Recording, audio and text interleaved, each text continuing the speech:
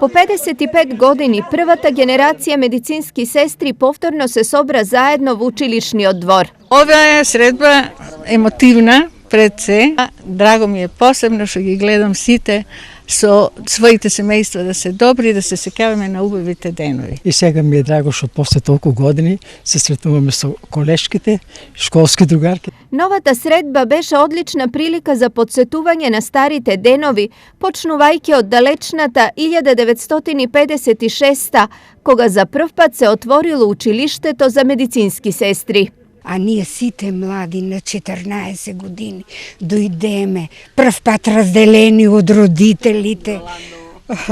Нормално тоа си е процес што не се зауставува, али меѓувремено ние беме, што сме од страна, у интернат. 24 сата го поминувавме заедно.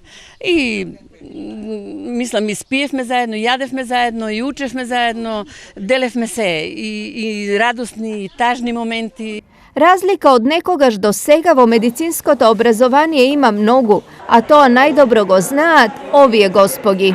Многу се учеше и ја мислам дека тогаш кога дипломирав можев да бидам лекар.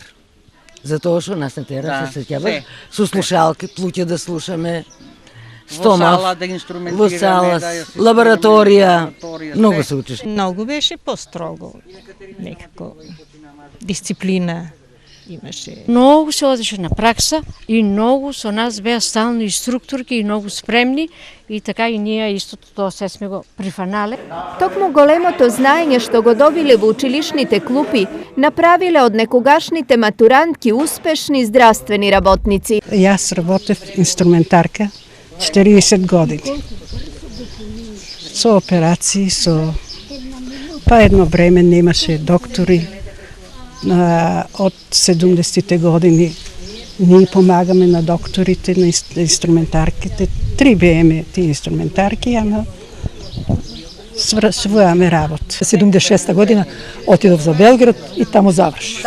Работев на Војна медицинска академија, односно медицински центар. Прославите на годишнините од матурските прослави секогаш будат многу емоции и подсетуваат на најубавото време од животот.